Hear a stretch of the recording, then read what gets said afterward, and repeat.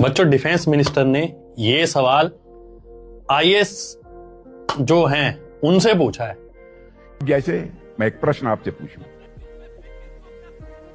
किसी व्यक्ति के पास इतना पैसा था, उसने उसका आधा ए को दे दिया, 1/3 बी को दे दिया, जो रेस्ट अमाउंट बचा था 100 पैसा बस सी को दे दिया। बताइए टोटल अमाउंट कितनी?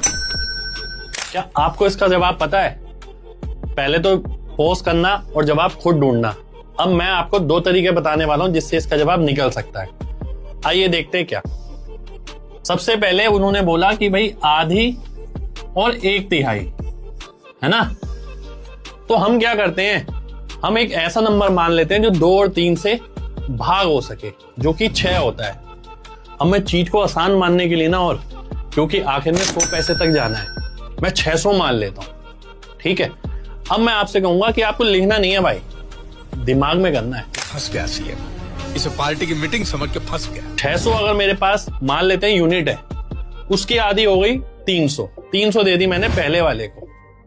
ठीक है, 600 का 1/3 निकाला, वो हो गई 200, तो 200 मैंने दूसरे वाले को दे दी, 300 पहले को दे दी, 200 दूसरे वाले को दे दी। अब मेरे पास कितनी बची होनी चाहिए? 100। और उन्होंने यही बोला है कि आखिरी वाले पे 100 पैसे बचे।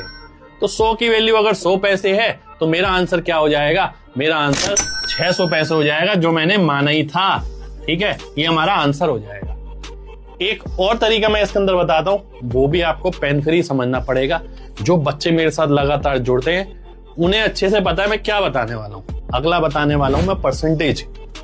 आधे का मतलब होता है 50%, 1/3 का मतलब होता है 33 1/3%।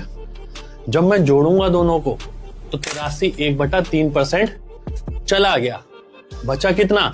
16 सही 2/3%। और उसकी वैल्यू 100 दे रखी है, तो 100 क्या होता है? 100% होता है 16 सही 2/3 का 6 गुना।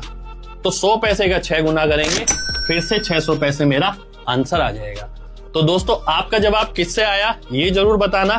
ठीक है, और क्या आप बिना पेन के कर पाए ये भी कमेंट करके बताना।